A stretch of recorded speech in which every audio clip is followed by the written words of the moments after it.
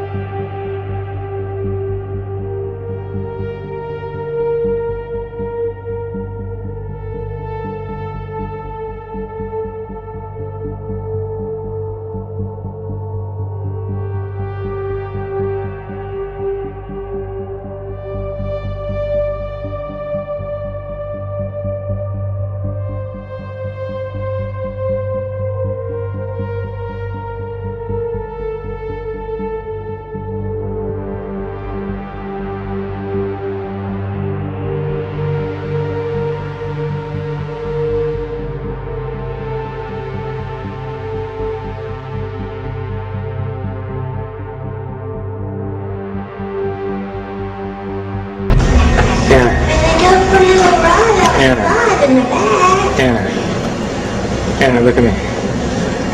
Riley thinks you've absolutely lost your mind. Huh? Riley thinks you've lost your mind. I didn't lose my mind. She thinks you have.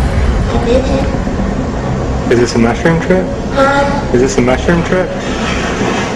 Huh? Is this a mushroom trip? What do you mean? I'm kidding. What does that mean? I'm kidding. I said this footage is worth money. Why? What footage? This thing you're looking into? It's a camera. Exactly.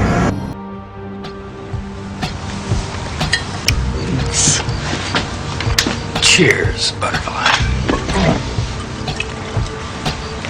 The woods are lovely, dark, and deep, and I have promises to keep and miles to go before I sleep. Did you hear me, butterfly? Miles to go before you sleep. This is a warning. Seriously, because maybe 90% of you, if not more, somewhere between 90 and 100% of you in this room are programmed. And we're going to talk about that between now and Sunday in various formats. That's why you're attracted to this class. Maybe that's why you were attracted to me in the first place. But almost all of you in this room have some form of programming, whether it was specific or general. And we'll talk about that during the evening and day tomorrow as well. The reason I have a warning up there is because I have to warn you that somewhere between Friday and Saturday, it's a possibility, maybe a likelihood, that I might say a word or a phrase or put something on the blackboard or show something to you, or someone else in the room might discuss something that could trigger you or that could set off an activation of a program within you. And I need you to be aware of that. Now, during the course of the weekend, you will learn certain techniques on self-deprogramming. My name is Bryce Taylor, and I'm a 48-year-old native Californian. My multiple personality condition resulted from what I had first thought in 1986 was solely sexual and ritual abuse. But as I began to remember and heal more of my hidden past, I realized that ritual abuse was merely the mind control, trauma base my pedophile father and others used to condition me for participation in Project Monarch, the Central Intelligence Agency's white slavery operation. Mind control sex slaves are created by starting with a child from birth and inducing trauma, which for me was done in the form of being sexually abused and then being satanically abused. I was put through a trial of satanic rituals, which means there were blood rituals done where I was forced to witness animals and people being sacrificed. We were taken down the basement, and it turned into kiddie porn where we were being filmed. I was an FBI agent for 27.5 years. Bryce Taylor's story has been confirmed over and over again through my various sources. Judges, law enforcement, prosecutors, attorneys, doctors, and many, many prominent individuals, including actors, actresses, professional football and baseball players, are involved in these type activities. Among them were John F. Kennedy, Lyndon Baines Johnson, Nelson Rockefeller, Henry Kissinger, Gerald Ford, Jimmy Carter, Ronald Reagan, George Bush, and top entertainment professionals such as my owner, Bob Hope. Then I was prostituted, or they would make some pornography or something. The theme of the pornography filmed by Sylvester Stallone was sex with dolphins. They filmed us over years with all sorts of animals. I would just like to tell the Queen of England that whether a person's under mind control or not, that no one has a right to take a child from someone, and that if she didn't know I was under mind control, that I would, understand, but that, I would just appeal to her as a mother and ask for her cooperation in this situation, that I could be at least reunited with my son. If you go back 225 or 30 years ago, you have what we call the Illuminati that was established in 1776. And the goals of the Illuminati, this is all very well documented, are to take over the world. One of the best ways of taking over the world is to control people's minds.